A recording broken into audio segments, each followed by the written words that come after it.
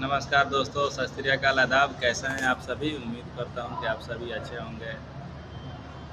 एक भाई कमेंट किए थे कि आप बताइए कि हेल्पर का इंटरव्यू होता है कि नहीं होता है।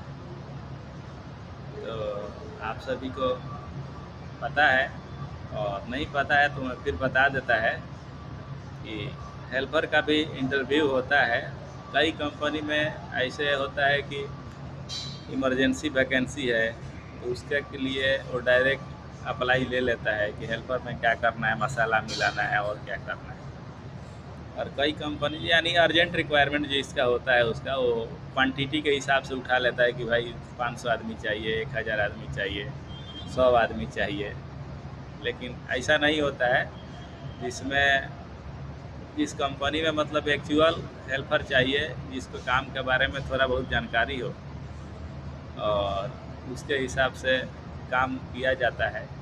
मान लीजिए कि कोई हेल्पर है गया टेक्नीशियन में, ठीक है, और टेक्नीशियन में मांगा जाएगा कि स्क्रू ड्राइवर दो, तो ला के टेस्टर दे देगा, ठीक है।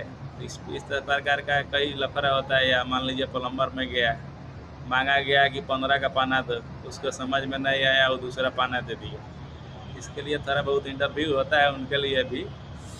मेसन में ये होता है कि इंटरव्यू के दौरान पूछा जाता है, और पूछा जाता है क्या, उनको इंटरव्यू लिया जाता है। जैसे ब्लॉक होता है, ब्लॉक को उठा के यहाँ से कुछ दूर ले जाके रखना होता है। किस तरह से रख रहा है वो आदमी, ऊपर से पटक रहा है या किस प्रकार से रख रहा है, उस हिसाब से इंटरव्यू उसका हो जाता है। कई आदमी को बोला जाता है कि 50 kg का सीमेंट के बोरी जो रहता है उसको उठवा के चेक किया जाता है कि उठा पाता है कि नहीं, यानी जो हेल्पर के लिए जा रहा है वो उसमें ताकत है कि नहीं। मान लीजिए कई जगह पे 2 आदमी, 4 आदमी, 10 आदमी रहता है तो एक दूसरे से हेल्प कर लेगा।